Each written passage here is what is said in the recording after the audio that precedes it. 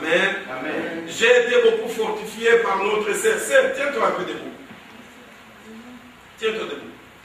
J'aimerais témoigner vraiment quelque chose qu'elle a partagé avec moi.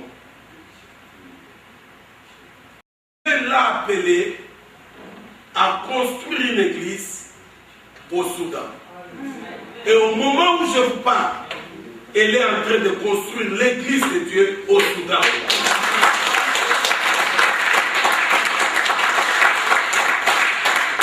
Maintenant, écoutez la bonne partie. Et j'ai prié Dieu, que Dieu, si tu m'as appelé, confirme encore en bénissant cette femme.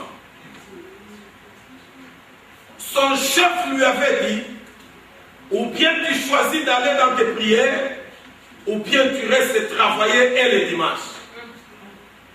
Elle a dit, j'ai choisi d'aller travailler pour le Seigneur. Alléluia. Elle a été renvoyée du travail, mais elle n'a pas été renvoyée du ciel. Amen. Que Dieu te bénisse. Nous allons prier Dieu que cette église, tout celui qui entrera là-dedans, toute personne qui viendra de tes entrailles, sera toujours bénie sur la terre. Alléluia.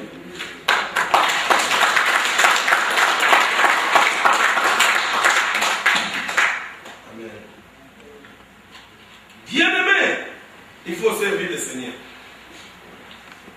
Il y a une femme que j'ai rencontrée en Zambie et nous avons passé, moi et le pasteur Sabin, qui n'est pas avec nous, certains d'entre nous le connaissent très bien.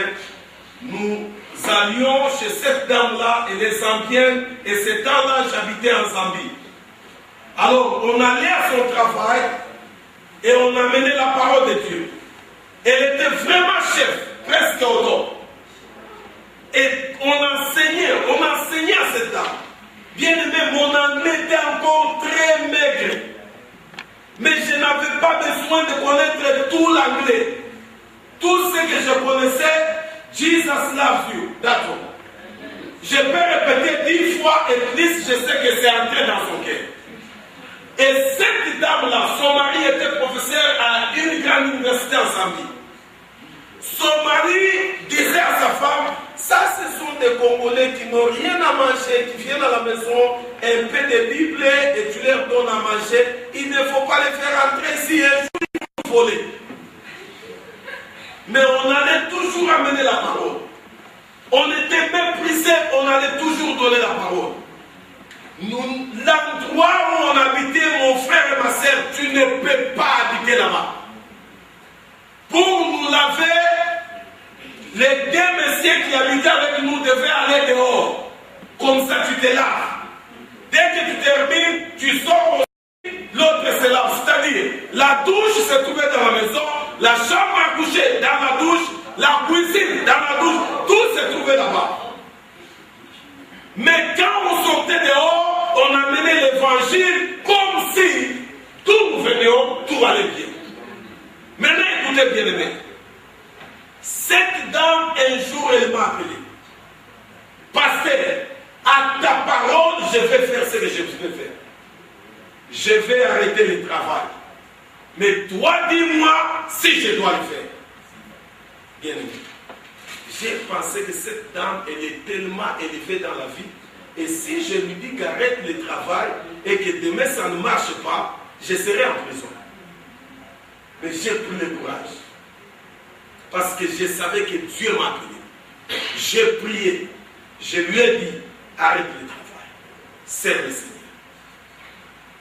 Quand elle a arrêté le travail, dans leur communauté, on l'a trouvée comme folle. Après 3 mois bien-aimés, Dieu l'a élevée d'une manière que vous n'avez pas d'idée. Elle représente le gouvernement zambien. C'est elle qui vient à la Maison Blanche chercher l'argent de son pays. Comment le gouvernement a découvert cette dame? On allait dans les avenirs ramasser les jeunes gens qui n'avaient pas de maison. Nous sommes allés quelque part. on les a gardés là-bas, et je n'avais pas d'autre travail que d'amener la délivrance chez tous les enfants là. Et jusqu'aujourd'hui, ces enfants m'appellent grand-père, parce que la dame m'appelle mon père. Et aujourd'hui, nous avons l'orphelinat en Zambie. Bien aimé, si vous arrivez là-bas, vous n'allez pas trouver Blaise là-bas, vous allez trouver les traces de Blaise là-bas. Vous pouvez faire une différence dans votre vie. Amen. Aujourd'hui, j'aimerais que tu penses comme quelqu'un que Dieu a envoyé avec une mission. Ne meurs jamais sans faire l'œuvre de Dieu. C'est perdre le temps de Dieu sur la terre et le jugement ne sera pas bon. Amen. Amen. J'ai beaucoup pleuré de voir ma mère mourir sans servir le Seigneur. Elle était trop jeune, elle avait toutes les occasions de servir le Seigneur. J'ai beaucoup pleuré, j'ai dit Dieu, pourquoi tu ne pouvais pas garder ma mère jusqu'aujourd'hui? Ces temps ici, je ne pense pas que ma mère pouvait mourir dans les conditions qu'elle est morte. Parce que ces temps-là, on était encore des enfants, on ne connaissait pas bien Dieu. Mais nous disons gloire au Seigneur, tout concourt au bien de ceux qui aiment Dieu. Mais j'aimerais vous dire, bien aimé, aujourd'hui, non seulement nous avons besoin de la délivrance, mais aujourd'hui, quelqu'un doit prendre une décision de servir le Seigneur. Et la Bible dit, je n'ai jamais vu l'enfant d'un juste qui a servi le Seigneur mendier ou demander du pain ou manquer du pain. Dieu ne sera jamais injuste. Quand nous servons le Seigneur, Dieu prendra soin de nos enfants et de leurs enfants. Amen. Amen. J'aimerais, avant d'entrer dans notre sujet, pour terminer, et aujourd'hui je ne serai pas très long parce que nous voulons prier, mais j'aimerais appeler l'Église que ça c'est une occasion de marquer l'histoire de ta vie.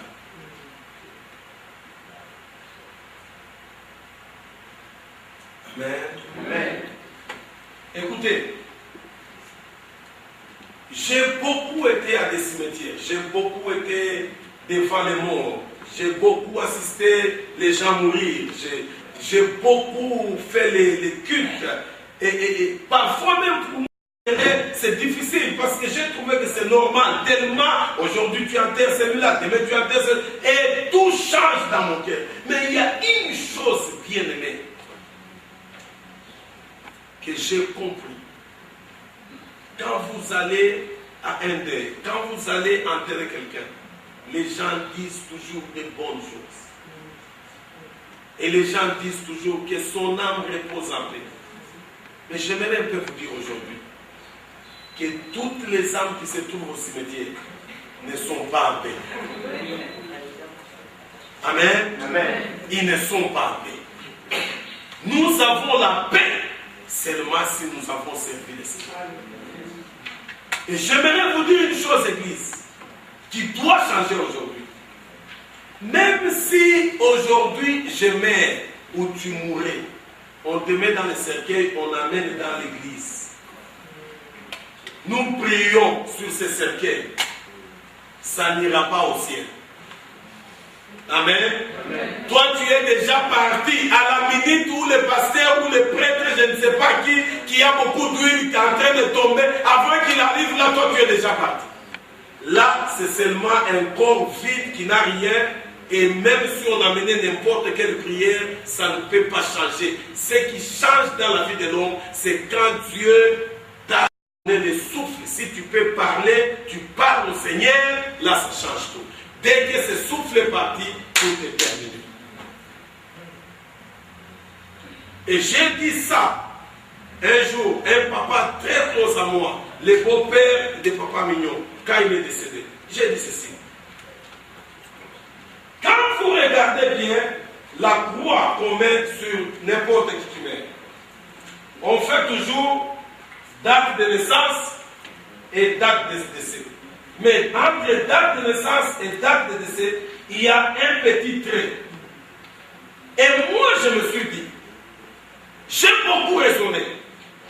C'est-à-dire que la vie d'un homme qui peut faire 80 ans est exprimée par un petit trait qui sépare les longues années que tu as fait. Bien aimé, j'ai beaucoup raisonné que ça c'est un langage de Dieu. Quelles que soient les années que tu peux vivre devant la face de Dieu, tu n'as fait qu'un trait. Alors, la Bible est sage en disant, rachetons les temps. Car les jours, nous devons servir le Seigneur. Amen. Quand nous venons à des rencontres comme ça, vraiment saisissons l'occasion et travaillons pour le Seigneur. Est-ce que quelqu'un peut dire Amen? Amen. On nous a demandé de faire, avant d'aller ici, nous allons faire ce qu'on appelle une offrande de semences. Bien aimé, moi, il y a beaucoup de gens qui ne m'aiment pas. Je vais vous dire pourquoi. Parce que moi, j'ai traversé la ligne de penser que quand tu parles de l'offrande, les gens vont parler de toi. Je ne suis plus à ce niveau-là. Moi, je parle de l'argent à tout le monde. Parce que j'ai vu Dieu bénir les gens quand ils ont envoyé ça. Nous n'allons pas faire l'offrande, mais nous voulons faire une offrande de semences. Amen. Amen. Et vous ne dites pas Amen. Amen. Amen. Quand on parle de l'argent, dis Amen. Amen. Amen. Amen. Chaque vendredi quand j'ai travaillé, tu verras les gens contents. Vous vous demandez, pourquoi tout le monde est content? Ce n'est pas parce qu'ils sont contents de venir travailler. Ils sont contents parce qu'à 15 heures, les frères vont passer avec un petit papier. Dès qu'on donne, tout le monde est content. Mais lundi, les gens ne sont pas contents. Je sais que tu fais ça. Amen. C'est pourquoi Dieu fait que tu es content aussi dans l'église quand on parle de l'argent. Amen. Amen. Dites pas Amen. Amen. Ok, toi tu vas m'aider aujourd'hui. Quand je dis de l'argent, toi tu dis Amen. Amen. Ça va beaucoup m'aider à comprendre que toi et moi, nous sommes contents. C'est bon. Alors, quelqu'un peut me lire et on peut écrire et aller lire à la maison. Juste un verset pour quelques 2-3 minutes.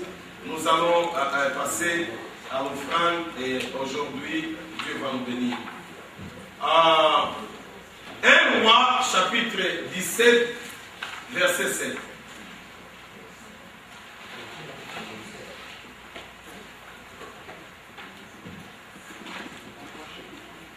Un Roi, chapitre 17, verset 7.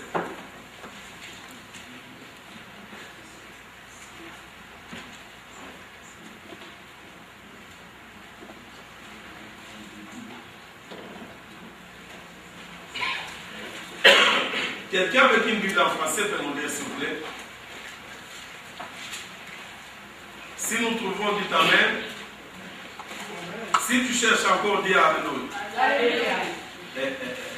C'est toute l'église. Maman, quand elle veut qu'on trouve, on va lire maintenant. Mais au bout d'un certain temps, nous te rendus à sec, car il n'y avait pas eu de pluie dans le pays. Alors la parole de l'Éternel lui fut adressée en ces mots. Lève-toi, va à Sarepta qui appartient à Sidon, reste ici. Voici que j'ai ordonné une veuve de te nourrir. Attendez, j'aimerais que tu soulignes là où tu as dit j'ai ordonné. J'aimerais que tu soulignes ça, c'est très important. J'ai ordonné. Continue, maman. Il se leva et s'en alla à Sarepta. Comme il arriva à l'entrée de la ville, voici qu'il y avait là une veuve qui ramassait du bois. Il appela et dit, va me chercher, je te prie, un peu d'eau dans un récipient afin que tu boives. Elle alla en chercher. Il appela de nouveau et dit, va me chercher, je te prie, un morceau de pain dans ta main. Elle répondit, l'Éternel, ton Dieu est vivant, je n'ai rien de pluie, je n'ai qu'une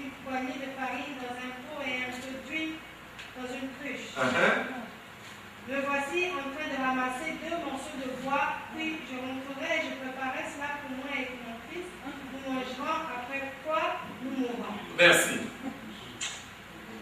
Vous entendez bien aimé? Dieu, je lui ai déjà parlé. Mais dès qu'il arrive, il demande à la femme dit non, il ne m'a pas dit.